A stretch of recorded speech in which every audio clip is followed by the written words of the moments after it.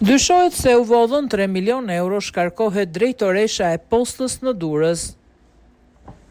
Shkarkohet drejtoresha e filialit postës Durrës, Elisabeta Mataj, ndërsa mësohet se është kallëzuar për ndjekje penale nga drejtuesit e postës shqiptare pas një kontrolli të ushtruar në filialin e Durrësit për abuzime. Njoftimi për kontrollin në filialin e Durrësit është dhënë nga vetë posta shqiptare, e cila ka deklaruar se janë konstatuar parregullsi dhe shkelje në administrimin e fondeve që lidhen me shërbimet e pagesave dhe se pas kësaj ka marrë masat e menjëhershme administrative ndaj punonjësve përgjegjësi dhe ka referuar rastin në prokurori duke depozituar kallëzim penal. Ndërkohë mësohet se ka dhënë dorëheqjen menjëherë edhe drejtuesja e financës Valbona Hoti.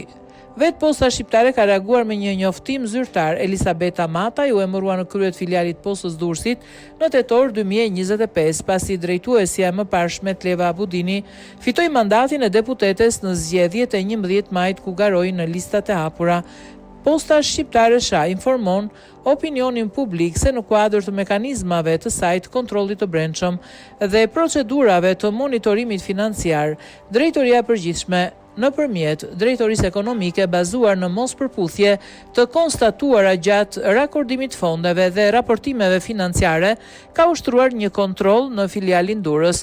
Nga verifikimet e kryera janë evidentuar parregullsi dhe shkelje në administratën e fondeve që lidhen me shërbimin e pagesave. Theksojnë se këto fonde nuk kanë asnjë lidhje me fondet e pensioneve apo me pagesat e pensionistëve.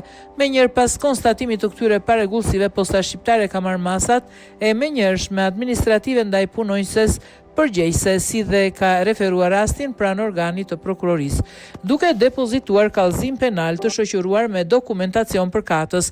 Posta shqiptare po bashkëpunon plotësisht me organet ligjzbatuese duke vënë në dispozicion çdo informacion dhe dokumentacion të nevojshëm për zbardhjen e plotë rrethanave të rastit. Vlerësimi i përgjegjësive individuale dhe ndërmarrja e hapave të mëtejshëm procedural i takojnë organeve kompetente të drejtësisë. Ky rast dëshmon funksionimin efektiv të mekanizmave të kontrollit të brendshëm të postës shqiptare, të cilët mundësuan evidentimin e parregullsisë dhe referimin e menjëhershëm të tyre dhe nga vetë institucioni pranë organeve kompetente.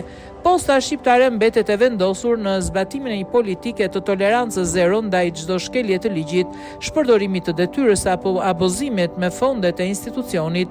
Integriteti, transparenca dhe mbrojtja e interesit publik mbeten prioritete të panegociueshme të institucionit, thuhet në reagim.